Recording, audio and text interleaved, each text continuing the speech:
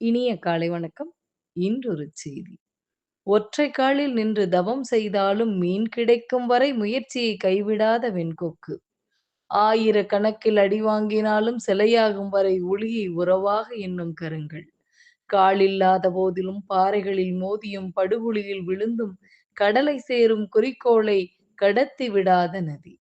கைகளை துண்டித்தாலும் தலையை தரித்தாலும் நிழல் பரப்பும் எண்ணத்தில் மீண்டும் தலைக்கின்ற மரம்.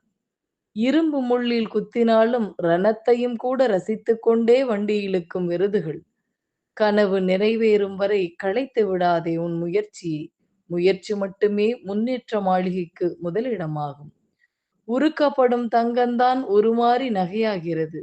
அறுக்கப்படும் மரம்தான் அழகான ஜன்னலாகிறது. இடிக்கப்படும் நெல் உமிதான் உமி நீங்கி அரிசியாகிறது. துவைக்கப்படும் துணிதான் தூய்மை பெற்று வெண்மையாகிறது. ஏற்றப்படும் விளக்குத்தான் இருள் நீக்கி ஒளி தருகிறது. தட்டப்படும் தந்திதான் தம்பூராவில் இசை தருகிறது. செதுக்கப்படும் பளிங்குதான் செம்மை பெற்று சிலையாகிறது. பதப்படுத்தப்படும் தோள்தான் பயனுள்ள காலணியாகிறது. மிதிக்கப்படும் மண்தான் மிருதுவான பானையாகிறது. புதைக்கப்படும் விதைதான் மண்ணை விட்டு மரமாக எழுகிறது.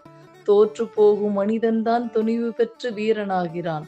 தொடர்ந்து முயலும் வீரன்தான் சரித்திரம் படைத்து வாழ்கிறான் என்று சொல்லி இந்த நாள் உங்களுக்கு மிகச்சிறப்பான நாளாக அமைய என் வாழ்த்துக்கள்.